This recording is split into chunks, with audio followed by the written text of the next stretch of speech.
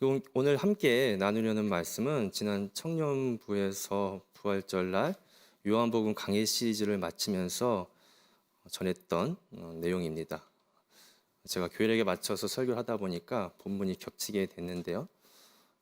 같은 내용을 다른 관점에서 또 수정해서 또 한번 전하는 것도 꽤 의미 있겠다 싶었습니다. 그래서 지금부터 요한복음을 통해서 예수가 차려준 어머니의 밥상이라는 제목을 가지고 부활절 6번째 주일이자 어버이 주일 말씀을 전하도록 하겠습니다. 친구들과 함께 노년의 삶을 살아가는 이야기를 다룬 디어 마이 프렌즈라고 하는 드라마가 있습니다. 이 작품을 쓴 노희경 작가는 노인들의 치열한 삶을 이야기하고 싶었다라고 합니다. 젊은 사람들의 치열함과는 비교도 안 될 정도로 노년의 대부분은 죽음을 앞두거나 병이 들거나 그동안의 의지가 꺾이는 과정을 겪는다라고 합니다. 그래서 드라마에서는 그런 과정 가운데서도 친구들과 함께 치열하게 살아가는 그들의 이야기를 담고 있습니다. 그중 인상 깊었던 장면이 있었는데요. 극중 인물 정아는 요양병원에 모셨던 엄마의 상태가 호전되었다라는 소식을 듣고 친구들과 함께 엄마를 모시고 바다로 여행을 떠납니다. 이 엄마는 50년간 과부로 살다가 평생 농사일을 하면서 자식 셋을 건사하다가 천식과 온갖 병에 걸려서 7년간 요양병원에서 고생하시다가 오늘 처음 자식과 함께 여행을 떠난 날이었습니다. 그런데 그곳에서 안타깝게 숨을 거두게 됩니다. 슬픔을 마주한 채 정아의 친구들은 장례식을 준비하게 됩니다. 이 광경을 지켜보던 완이라고 하는 역을 맡은 고현정의 독백을 잠깐 읽어보겠습니다. 경험 없는 나 자신이 조개 껍질처럼 초라하게 느껴지고 온갖 세상 일을 겪은 늙은 어른들이 거대하고 대단해 보일 때가 있다. 죽은 자는 죽은 자, 그래도 산 자는 살아야 한다고 분명한 선을 그을 때, 사람의 힘으로 할 수 없는 일과 할 수 있는 일을 확실히 분간할 때, 어쩔 수 없는 모든 것을 순리라고 받아들일 때, 나는 이 어른들이 산처럼 거대하고 위대하고 대단해 보인다. 그 대사에 나온 것처럼 저도 자식을 키워보니까 우리 부모님들이 얼마나 거대하고 위대하고 대단한지를 조금은 알 것 같습니다. 그래서 오늘 이 말씀을 통해서 우리 위대한 부모님의 사랑을 한번 생각해보고 아울러 이를 통해 주님의 위대한 사랑도 기억해 볼 수 있는 그런 시간이 될 수 있으면 참 좋겠다 싶습니다. 우선 살펴볼 것은 오늘 본문이 있는 요한복음 21장은 학자들이 말하길 요한복음의 부록이라고 합니다. 즉 부록장이라고 합니다. 이게 무슨 말이냐면 사실 요한복음은 그 앞장인 20장에서 모든 이야기가 끝났습니다.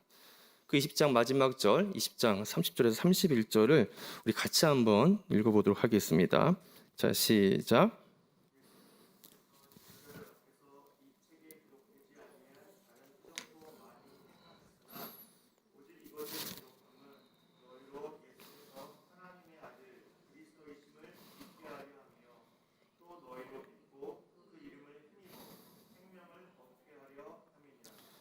여러분 어떻습니까? 책이 끝나는 느낌이죠? 그런데 후대에 우리가 보고 있는 이 21장이 덧붙여졌다라는 것입니다. 왜 그럴까요? 초대교회 사람들은 이 21장을 통해 우리들에게 그 이후의 사람들에게 뭔가 들려주고 싶은 이야기가 있었던 모양입니다. 부활 이후의 삶에 대해서 말이죠. 그래서 오늘 그 이야기를 우리가 살펴볼 텐데 21장은 두 개의 에피소드가 구성되어 있는데 오늘 우리는 그중 첫 번째 에피소드에 대해서 함께 나누도록 하겠습니다. 예수님은 부활 후에 제자들에게 갈릴리에서 만나자라고 하셨습니다. 그래서 오늘 우리가 살펴보는 본문이 그 익숙한 갈릴리가 배경이 됩니다. 그리고 이어지는 내용도 어디서 많이 본 듯한 그런 이야기입니다. 사실 오늘 제자들이 고기 잡는 이 모습은 누가복음 5장 1절에서 11절을 연상하게 하기도 합니다. 그런데 그때와는 사뭇 다른 분위기가 느껴집니다. 제자들은 어떻게 보입니까, 여러분? 우리 앞서 읽었던 3절과 5절을 연달아 같이 한번 좀 읽어보도록 하겠습니다. 먼저 3절입니다. 자, 시작.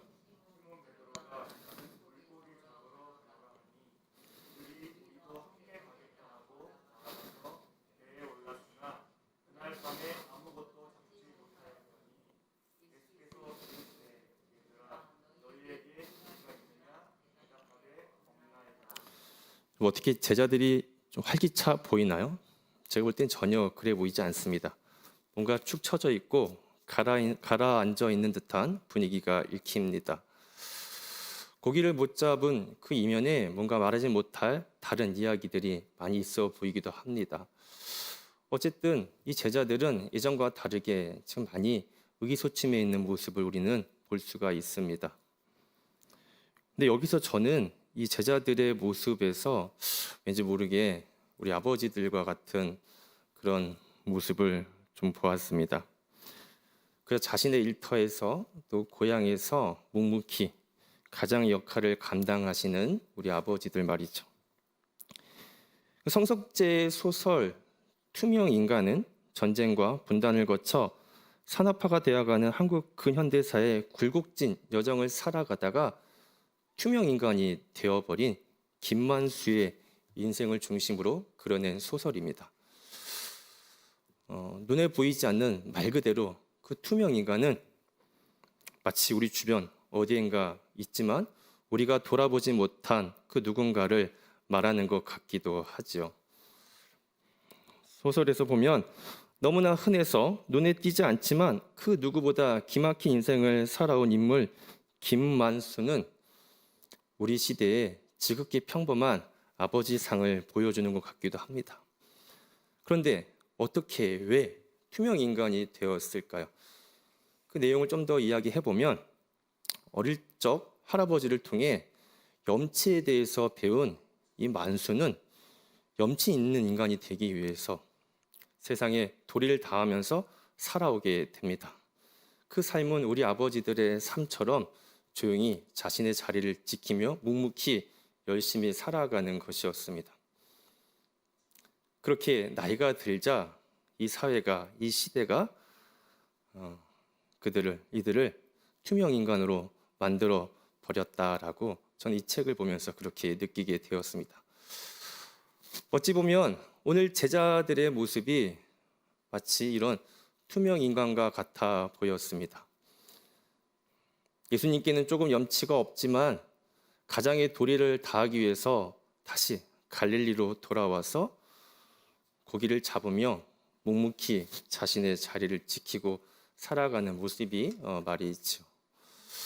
그래서 가만히 잘 보면 그 안에서도 예전과는 비교할 수 없겠지만 작은 삶의 일상에서 하나님 나라를 이뤄가려고 노력하는 모습이 엿보이기도 합니다. 이런 그들을 만나기 위해서 예수님은 지금 갈릴리로 오셨습니다.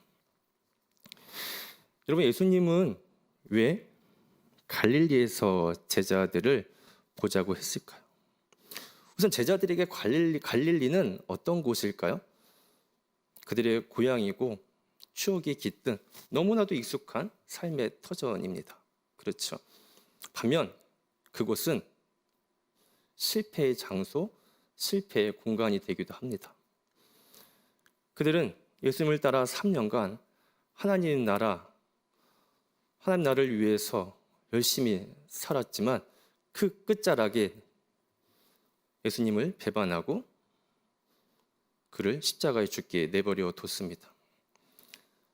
그러다 보니까 십자가 이후에 이 갈릴리는 그들한테 가슴 아프고 가슴 시린 실패의 장소, 실패의 공간이겠죠.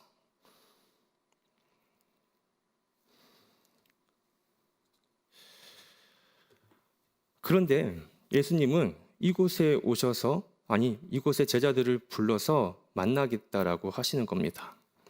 왜 그럴까요, 도대체? 사람들은 보통 실패한 일, 사랑과 관련된 그 장소에 대해서는 트라우마가 생기지 않습니까? 다시는 그곳에 가고 싶지도 않고 그 일을 떠올리고 싶지도 않습니다. 아픔과 상처 때문에 더 이상 그것만 생각하며 일어날 수 없을 것 같기도 합니다. 지금 제자들의 모습이 딱 그렇죠. 그런데 바로 예수님은 이 실패한 이 장소에서 다시 일어나 보라고 갈릴리로 제자들을 찾아오셨습니다. 몇 번 말씀드린 적이 있는데 기억할 수 있을지 모르겠습니다. 그 부활이라고 하는 헬라어는 아나스타시스라고 하는 단어를 쓰게 되는데 이 말은 직역하면 다시 살아나다가 아니라 다시 일어서다, 다시 일어나다라는 뜻을 갖고 있습니다.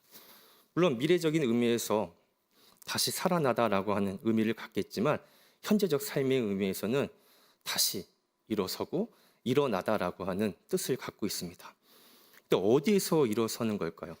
어디에서 일어나야 될까요? 바로 넘어지고 실패한 그 자리에서 다시 일어서는 것입니다. 그게 바로 부활이라는 뜻이죠. 3년간 갈릴리에서 하나님 나라라고 하는 이 하나의 목적을 두고 여기에만 희망을 두고 살았던 그들은 십자가 이후에 희망이 무너지고 지금 절망과 좌절의 늪에 빠져 살아가고 있습니다. 주님께 염치는 없지만 아까 말씀드린 것처럼 다른 그곳에서 그저 투명인간처럼 가장의 역할을 감당하며 그렇게 살아가고 있었습니다. 그러니 주님은 갈릴리에서 이 제자들을 다시 일으켜 세우고 싶으셨습니다. 그래서 갈릴리에서 보자고 하신 것이죠. 혹시 오늘 여기 오신 또 예배하신 여러분들 중에 넘어진 삶의 자리에서 지금도 여전히 힘들어서 일어서지 못하고 계시다면 오늘 말씀을 통해서 다시 일어서시고 부활의 주님을 만날 수 있기를 바랍니다. 그렇다면 어떤 방식으로 주님은 이 제자들을 일으키셨을까요? 여기서 하나 좀 덧붙이면 누가복음에서는 갈릴리가 아니라 예루살렘에서 제자들을 보자고 합니다. 왜냐하면 아시는 것처럼 누가복음과 사도행전의 저자가 똑같습니다. 사도행전 2장에 보면 어떤 내용이 있냐면 오순절날 제자들이 성령을 받게 됩니다. 그리고 그 성령을 통해서 어떻게 하나님 나라 일을 확장하고 살아가게 되는 이야기가 펼쳐지게 되죠. 그 성령을 받는 장소가 예루살렘이다 보니까 누가복음에서는 갈릴리가 아닌 예루살렘에서 만나자고 합니다. 계속해서 앞의 내용을 좀 이어가 보면 그런데 아직까지 제자들은 부활하신 주님을 제대로 알아보지 못하고 있습니다. 요한복음 오늘 읽은 부분에서만 보면 벌써 세 번째 나타나셨음에도 불구하고 말이죠. 이때 예수님께서 그물을 오른쪽에 던져보라 라고 해서 그대로 했더니 물고기가 많이 잡힙니다. 이 모습을 보자 요한이라는 제자가 그제서야 예수님을 알아보게 됩니다. 그리고 옆에 있던 베드로에게 저분이 바로 주님이다 라고 귀띔을 해줍니다. 그 말을 들은 베드로는 지금 또 어떤 심정일까요? 우리 7절 한번 읽어보겠습니다. 자, 시작.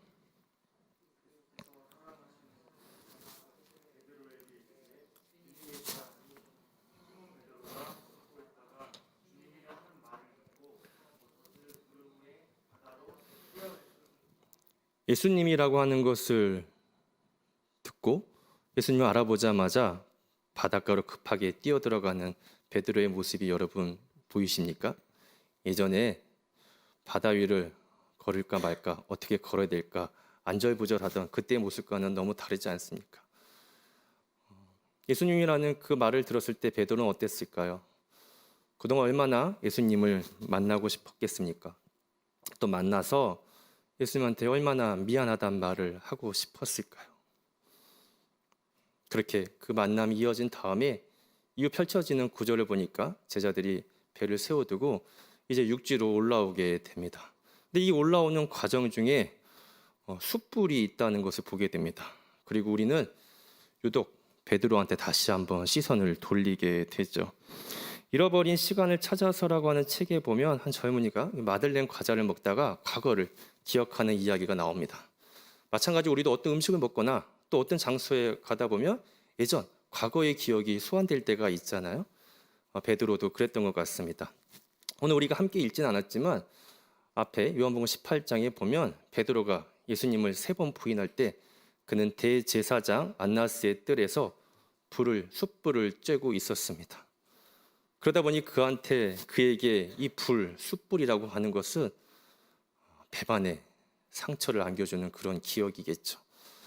이제 예수님 겨우 만나는데 또 숯불을 보는 순간 얼마나 마음이 속상하고 또 죄송스러운 마음이 크겠습니까? 근데 이 숯불을 지나자마자 그 앞에는 떡과 물고기가 생선이 놓여져 있습니다. 즉 밥상이 차려져 있습니다. 마치 어머니가 차려준 밥상처럼 말이죠. 밥상을 보자 그 미안한 마음을 감싸줄 따뜻한 기억이 그에게 다시 되살아나는 것 같았습니다. 우리 영상 하나 보고 나서 제가 말씀을 이어가겠습니다. 꿈을 위해 선택한 낯선 곳에서의 생활.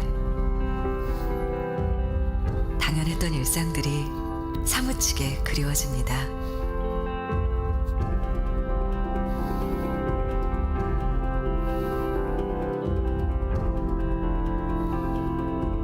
우린 꿈을 향해 달려가는 청춘들에게 특별한 선물을 하기로 했습니다. 첫번도 그렇게 식사를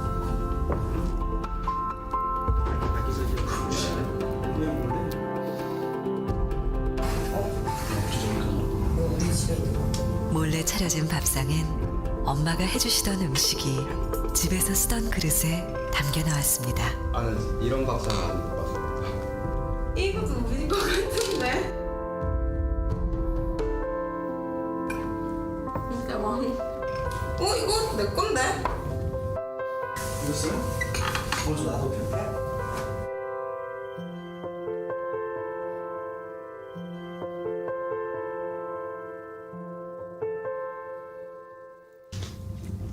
그리고 그 순간 네? 예, 들어오세요. 네. 진짜 엄마야.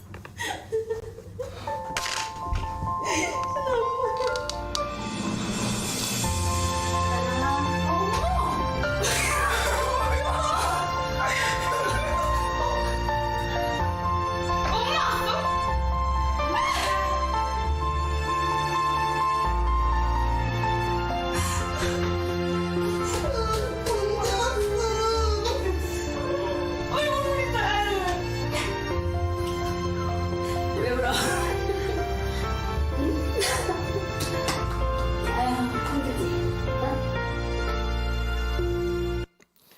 어제 어버이날이었죠. 저도 설교를 다 준비를 마치고 잠시 시간 내서 부모님을 찾아뵙고 왔습니다. 나이가 드니 여기저기 왜 이렇게 아픈 데가 많은지, 당뇨를 비롯해서 먹는 약이 수두룩한데 또 이번에는 이석증이 걸렸다고 해서 또 약을 받아오셨습니다. 몸도 불편한데 또 아들 온다고 밥 차려주겠다라고, 옆에 아버지는 라면 끓여주겠다라고 갑자기 목사한다고 다니던 회사 관두고 시작한 이 사역자의 길인데, 그래서 다른 아들들처럼 돈도 많이 못 드리고 좋은데 구경도 못 시켜드려서 늘 미안한 마음이 큽니다. 사실 이것도 핑계죠.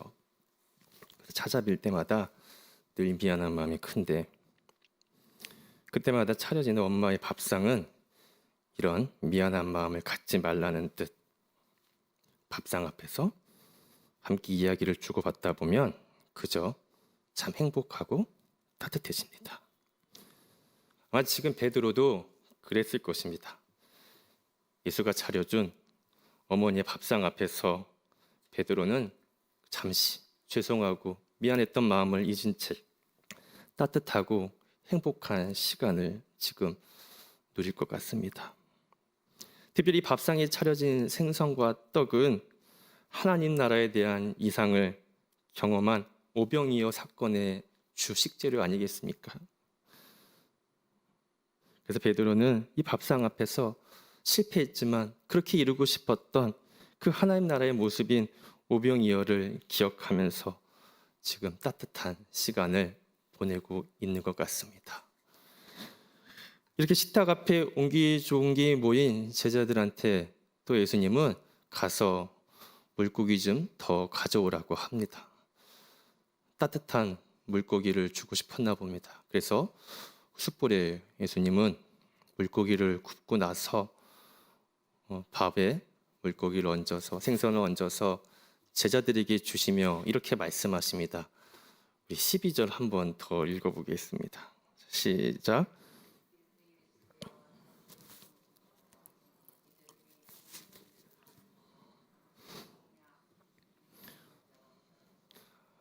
와서 조반을 먹으라, 말 그대로 밥 먹자, 밥 먹어라 라고 하는 그 이야기입니다.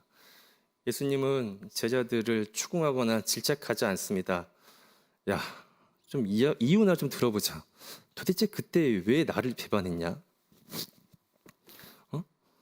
아니 그리고 너네 이렇게 해서 나중에 나 없이 하나님 나라를 이루어갈 수 있겠냐? 뭐 이런 이야기 하지 않습니다.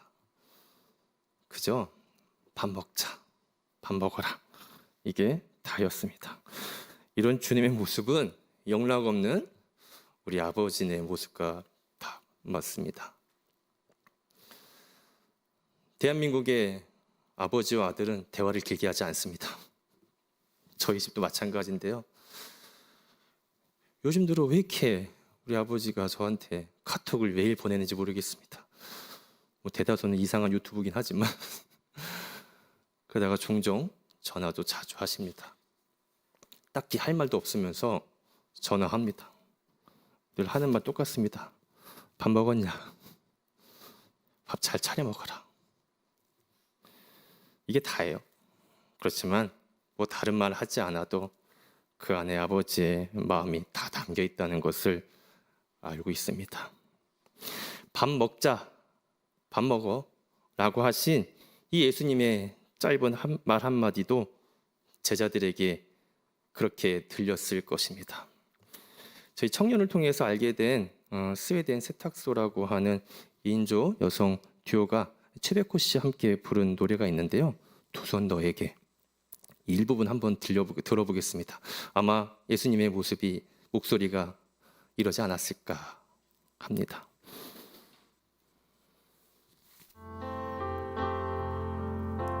난 아직 그대로인데 내게 닿는 시선들은 변한 것 같은데 뭘 어떻게 해야 하죠?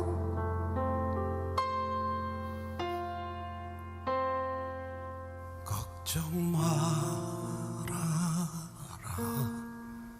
너의 세상은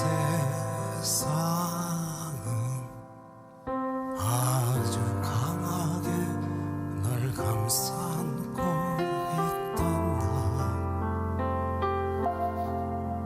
나는 안단다. 그대로인 것 같아도 아주 조금씩 넌 나아가고 있단다. 아마도 밥 먹자, 밥 먹어라 하는 예수님의 짧은 이 한마디에는 괜찮다, 미안해 하지 않아도 된다, 그동안 고생했다, 그리고 힘내서 다시 일어나 봐라, 잘 될 거다, 너는 더 나은 모습으로 바뀔 거다 라고 하는 그 말이 다 담겨 있겠죠. 이 말을 듣자 그제서야 제자들이 부활하신 주님을 정말 제대로 알아보게 됩니다. 굳이 누가 묻거나 말하지 않아도 아, 우리 주님이구나 라고 하면서요. 이처럼 어머니가 차려준 듯한 예수님의 따뜻한 밥상과 따뜻한 이 한마디에 제자들은 부활하신 주님을 다시 만나고 그 자리에서 일어서서 이제 부활의 삶을 살아갈 수 있을 거라 봅니다. 말씀을 정리하겠습니다. 오늘 우리는 예수님께서 제자들을 갈릴리에 부르신 이야기부터 시작했습니다. 이곳에서 예수님은 이 실패한 하나님 나라 삶을 3년 동안 쫓아다녔다가 실패했던 그 장소인 갈릴리에서 다시 제자들을 일으켜 세워주고 싶었습니다. 어떻게요? 그 모습은 어머니와 같은 밥상을 차려주시면서 그동안 갖고 있었던 실패한 잘 못한 그런 미안한 마음을 잊도록 해주셨습니다. 그리고 밥 먹자라고 하는 그 말을 통해서 그들을 위로하고 격려해 주셨습니다. 그러자 그들이 잊어버렸던 하나님 나라의 삶을 다시 기억하고 그들은 실패한 자리에서 일어나 이제 부활의 삶을 살아갈 용기를 얻게 됐습니다. 오늘 본문 마지막 구절은 이렇습니다. 14절입니다. 이것은 예수께서 죽은 자 가운데서 살아나신 후에 세 번째로 제자들에게 나타나신 것이라.